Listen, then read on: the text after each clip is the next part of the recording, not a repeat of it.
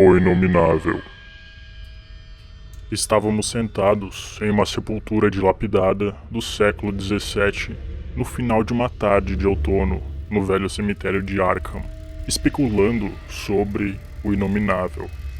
Fitando o salgueiro gigante do cemitério, cujo tronco havia quase engolfado uma lápide antiga e ilegível, fiz uma observação macabra sobre os nutrientes espectrais e indizíveis que as raízes colossais deviam estar sugando daquela terra sepulcral e antiga.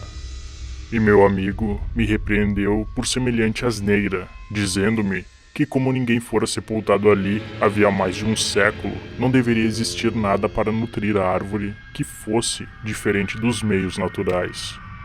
Ademais, acrescentou, minhas conversas constantes sobre coisas inomináveis e indizíveis eram um recurso muito pueril, muito condizente com minha condição de escritor menor. Eu gostava de arrematar minhas histórias com sons ou suspiros que paralisavam as faculdades de meus heróis, tirando-lhes coragem, palavras ou associações de ideias para relatar o que havia passado. Só conhecemos as coisas, dizia ele, por meio dos 5 sentidos ou de nossas intuições religiosas, razão por que era impossível referir-se a qualquer objeto ou aspecto que não pudesse ser claramente descrito pelas definições sólidas dos fatos ou pelas doutrinas apropriadas da teologia, de preferência dos congregacionistas, com algumas modificações que a tradição e Sir Arthur Conan Doyle pudessem fornecer. Com esse amigo, Joel Menton, eu discutira despreocupadamente inúmeras vezes. Nascido e criado em Boston, ele era diretor do East High School e compartilhava a cegueira presunçosa da Nova Inglaterra para as nuances sutis da vida. Era sua opinião que somente nossas experiências normais e objetivas têm algum significado estético e que é do escopo do artista não tanto provocar emoções fortes por ações, êxtases e surpresas, quanto manter um plácido interesse e apreciação pela transcrição detalhada e precisa de assuntos cotidianos. Ele fazia especial objeção à minha preocupação com as coisas místicas e incompreensíveis, pois, embora acreditasse muito mais que eu no sobrenatural, não admitiria que ele fosse suficientemente banal para um tratamento literário.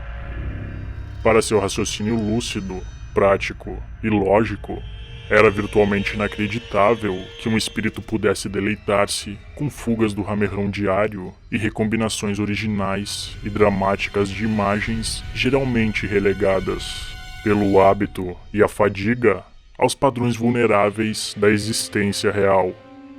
Para ele, todas as coisas e sentimentos tinham dimensões, propriedades, causas e efeitos determinados, e apesar de ter a vaga percepção de que a mente, por vezes, abriga visões e sensações de natureza bem menos geométricas, classificáveis e exploráveis, sentia-se justificado a traçar uma linha imaginária e excluir de julgamento tudo que não pudesse ser comprovado e compreendido pelo cidadão comum.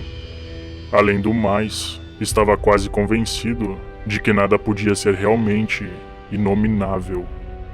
Isso não lhe parecia sensato. Embora eu soubesse perfeitamente a inutilidade de argumentos imaginativos e metafísicos contra a autossuficiência de um ortodoxo habitante da vida diurna, alguma coisa nas condições desse colóquio vespertino fez-me ir além da discussão usual. As lápides de ardósia em pedaços, as árvores patriarcais e os seculares telhados de 2 águas da velha cidade assombrada que se espraiava ao redor, tudo combinava para incitar meu espírito em defesa de minha obra, e não demorou muito para que eu estivesse investindo no território inimigo. Não foi muito difícil iniciar o contra-ataque, sabendo que Joel Menton apegava-se, de fato, às superstições que as pessoas sofisticadas de há muito se livraram. Crenças nas aparições de pessoas moribundas em lugares distantes e nas impressões deixadas por rostos de velhos nas janelas por onde olharam a vida toda. Dando crédito a esses cochichos de velhinhas camponesas, eu insistia, então, era em acreditar na existência de coisas espectrais sobre a Terra, separadas de suas contrapartes materiais e sobreviventes a elas. Defendi a capacidade de acreditar em fenômenos fora de todas as teorias normais, pois, se um morto pode transmitir sua imagem visível ou tangível para meio mundo ou ao longo dos séculos, como seria absurdo supor que casas desertas pudessem estar repletas de coisas estranhas e sensíveis, ou que os velhos cemitérios fervilhassem da inteligência incorpórea de gerações? E, não podendo o espírito, para causar todas as manifestações a ele atribuídas, ser contido por nenhuma lei da matéria, porque seria extravagante imaginar coisas mortas, psiquicamente vivas, em formas ou ausência de formas, absoluta e assustadoramente inomináveis para espectadores humanos? O senso comum, na reflexão sobre esses temas, assegurei a meu amigo, com certo ardor, não passa de uma estúpida falta de imaginação e agilidade mental. O crepúsculo adensara-se, mas nenhum de nós sentiu a menor vontade de interromper a conversa. Menton não parecia impressionado com meus argumentos, nem ansioso para refutá-los, tendo aquela confiança nas próprias opiniões que certamente garantiam seu sucesso como professor, enquanto eu me sentia seguro demais de meus fundamentos para temer uma derrota.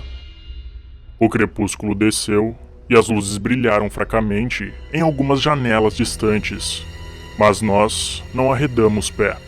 Estávamos confortavelmente acomodados sobre o túmulo e eu sabia que meu prosaico amigo não se importaria com a rachadura cavernosa na antiga obra de alvenaria perfurada de raízes atrás de nós, ou com a completa escuridão do local provocada pela presença de uma casa do século XVII, mal segura e deserta, interposta entre nós e a rua iluminada mais próxima. Ali, imersos na escuridão, sobre aquela sepultura rachada ao lado da casa deserta, seguimos conversando sobre o inominável. E depois de meu amigo encerrar seus escárnios, contei-lhe sobre a horrível evidência que havia por trás do conto que mais provocara suas zombarias. Meu conto recebera o título A Janela do Sótão e havia sido publicado no número de janeiro de 1922 de Whisper. Em muitos lugares, especialmente no sul e na costa do Pacífico, retiraram as revistas das prateleiras, atendendo às queixas de covardes atoleimados. Mas a Nova Inglaterra não se deixou impressionar, contentando-se com dar de ombros às minhas extravagâncias. A coisa, diziam, era, desde logo, biologicamente impossível. Mais um daqueles amalucados rumores rurais que Cotton Mather havia sido suficientemente crédulo para enfiar no seu caótico Magnalia Christi americana, e era tão precariamente confirmada que nem ele aventurara-se a nomear o local onde o horror acontecera. E quanto ao modo que desdobrei os apontamentos toscos do velho místico, aquilo era impossível, típico de um escriba frívolo e especulativo. Mather realmente havia relatado o surgimento da coisa, mas ninguém, exceto um sensacionalista barato, pensaria em fazê-la crescer, espiar pela janela das pessoas à noite e esconder no sótão de uma casa, em carne e espírito, até alguém a avistar a janela, séculos depois, sem saber descrever o que lhe embranquecera os cabelos. Tudo aquilo era uma grande besteira, e meu amigo Menton não perdeu tempo para insistir no fato. Depois, contei-lhe o que havia encontrado em um velho diário mantido entre 1706 e 1723, desenterrado de papéis de família a não mais de 1 milha do lugar onde estávamos sentados. Isso e uma certa realidade das cicatrizes no peito e nas costas de meu antepassado que o diário descrevia. Contei-lhe também sobre o pavor de outros moradores da região e como eles foram segregados de geração em geração, e sobre como não fora nenhuma loucura mítica que tomara conta do menino, que em 1792 entrara em uma casa abandonada para examinar certos indícios que deviam existir por lá. Fora uma coisa misteriosa.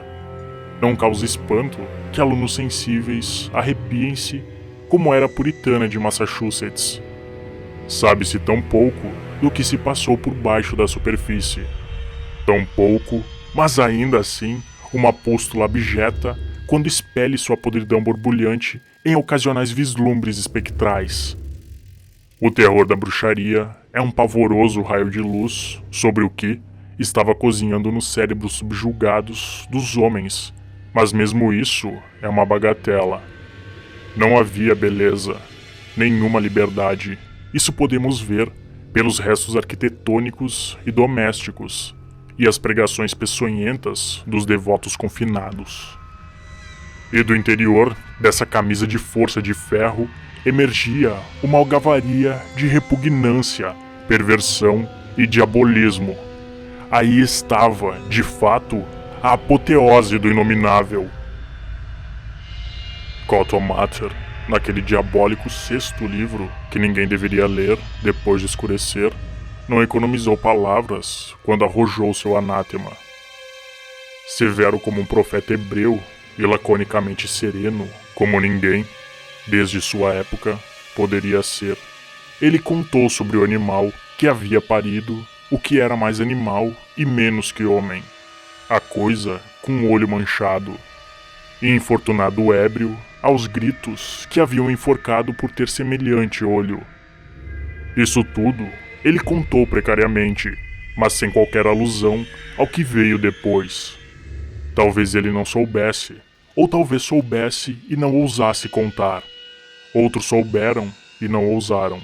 Não há nenhuma alusão pública aos rumores que correram sobre o cadeado da porta da escada para o sótão na casa de um velho alquebrado, amargo e sem filhos, que havia erguido uma placa de ardósia sem inscrição ao lado de uma sepultura evitada, conquanto se possam encontrar lendas fugidas suficientes para engrossar o mais ralo dos sangues. Está tudo naquele diário ancestral que encontrei. Todas as insinuações silenciadas e as histórias furtivas de criaturas de olho manchado avistadas à noite em janelas ou nas campinas desertas perto dos bosques. Alguma coisa havia atacado meu antepassado na estrada escura do vale, deixando-o com marcas de chifres no peito e de garras simiescas nas costas.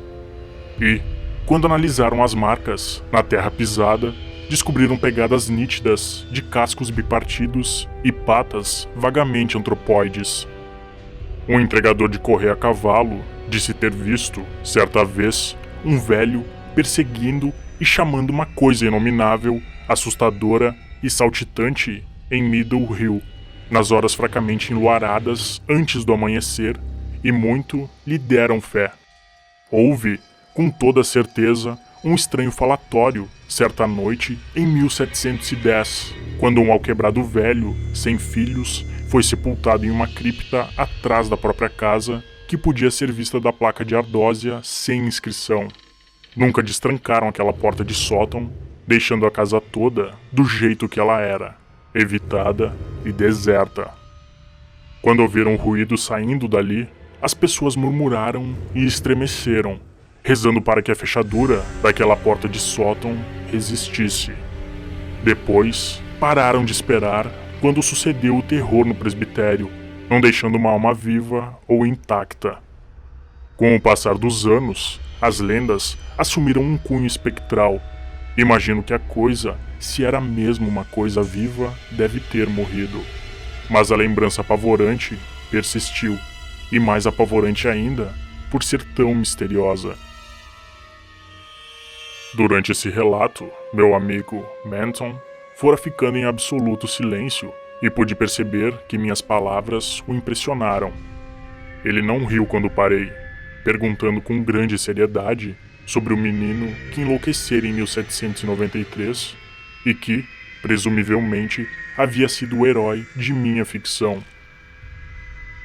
Contei-lhe porque o garoto havia ido àquela casa deserta e evitada e observei que ele devia estar interessado, pois acreditava que as janelas conservavam imagens latentes dos que se haviam sentado ao seu lado.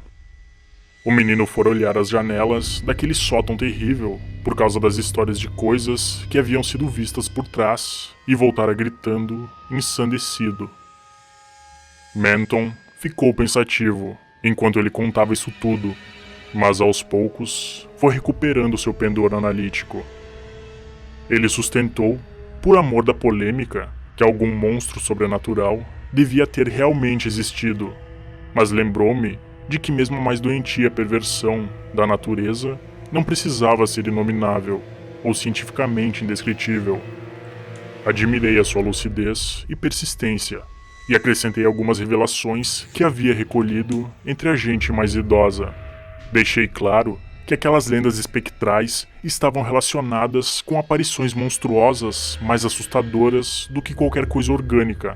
Aparições de formas bestiais gigantescas, às vezes visíveis, outras apenas tangíveis, que flutuavam em noites sem luar, assombrando a velha casa, a cripta atrás dela e a sepultura onde um broto de árvore havia despontado, ao lado da lápide ilegível. Houvessem ou não chifrado ou sufocado pessoas até a morte, como diziam tradições não corroboradas, aquelas aparições tinham produzido uma impressão forte e consistente, e ainda eram misteriosamente temidas por nativos muito velhos, embora tivessem sido em boa parte esquecidas pelas duas últimas gerações, desaparecendo, talvez, por falta de quem nelas pensasse. Ademais, no que toca à teoria estética envolvida, se as emanações psíquicas de criaturas humanas são distorções grotescas, que representação coerente poderia expressar ou retratar uma fantasmagoria tão disforme e infame quanto espectro de uma perversão caótica e maligna da própria mórbida blasfêmia contra a natureza, forjada pelo cérebro morto de um pesadelo híbrido, um terror tão etéreo não constituiria em toda sua repugnante verdade o admirável estrídulo inominável? A hora já devia estar bastante adiantada então. Um morcego, curiosamente silencioso, roçou em mim, e creio que também em Menton, pois, mesmo não podendo enxergá-lo, senti quando ele agitou o braço. Então ele falou: Mas essa casa, com a janela do sótão, ainda está de pé? Sim, respondi. Eu a vi. E encontrou alguma coisa por lá, no sótão, ou em outro lugar? Havia ossos embaixo do beiral do telhado. Podem ter sido aqueles que o menino viu. Se era uma pessoa sensível, não seria preciso mais nada atrás do vidro da janela para enlouquecê-lo. Se todos os ossos vieram da mesma criatura, essa deve ter sido uma monstruosidade histérica e delirante. Seria uma iniquidade deixar esses ossos expostos no mundo. Por isso, voltei com um saco e carreguei-os até a sepultura nos fundos da casa. Havia uma fresta maior por onde consegui descarregá-los em seu interior. Não pense que fui tolo. Devia ter visto aquele crânio. Tinha chifres de 4 polegadas, mas face e mandíbula como as suas e as minhas. Finalmente, pude sentir um verdadeiro calafrio percorrer Menton, que se havia aproximado até ficar bem junto de mim. Sua curiosidade, porém, era insaciável. E quanto às vidraças? Elas se foram. Uma janela perdera todo o caixilho, e em todas as outras não havia traço de vidro nas pequenas aberturas em losango. Elas eram desse tipo, as velhas janelas de treliça que saíram de uso antes de 1700. Não creio que tenham tido algum vidro durante um século ou mais. Talvez o garoto os tenha quebrado se chegou tão longe. A lenda não diz. Menton ficou novamente pensativo. Gostaria de ver essa casa, Carter. Onde ela fica? Com vidro ou sem vidro, preciso explorar um pouco. E a sepultura, onde você colocou os ossos e o outro túmulo sem inscrição. A coisa toda deve ser um bocado terrível. Meu amigo estava mais perturbado do que eu imaginara, pois, a esse rasgo de dramaticidade inofensiva, ele teve um sobressalto, afastando-se bruscamente de mim com um grito sôfrego, descarregando a tensão que vinha contendo. Foi um grito singular e mais terrível ainda, porque foi respondido. Enquanto ele ainda reverberava, ouvi um estalido cruzar a escuridão de breu e senti uma janela de treliça ser aberta na velha casa maldita ao lado. E como todos os outros caixilhos estavam, desde há muito, desaparecidos, sabia que só poderia tratar-se do horrível caixilho, sem vidros, daquela diabólica janela de sótão. Logo depois, alcançou-nos um sopro insalubre de ar gélido e fétido daquela mesma direção, seguindo de um grito lancinante bem ao meu lado, sobre aquele repugnante túmulo fendido de homem e de monstro.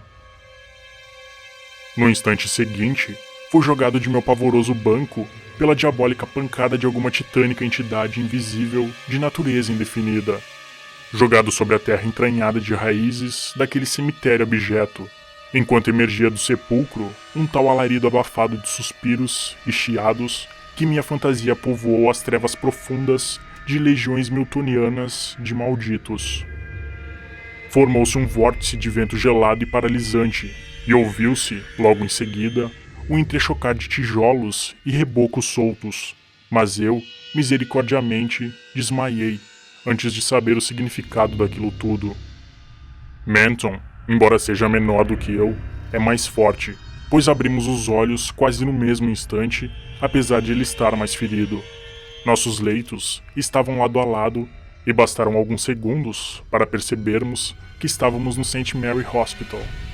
Atendentes, ávidos para refrescar nossa memória, aglomeravam-se ao redor com ansiosa expectativa, contando-nos como havíamos chegado até ali, e não demorou para sabermos que um fazendeiro nos havia encontrado, ao meio-dia, em um campo deserto atrás de Meadow Hill, distante 1 milha do velho cemitério, no lugar onde teria existido um antigo matadouro. Menton apresentava 2 ferimentos terríveis no peito e alguns cortes e arranhões menos graves nas costas. Eu não estava seriamente ferido, mas estava coberto de estranhos hematomas e contusões, inclusive uma marca de casco bipartido.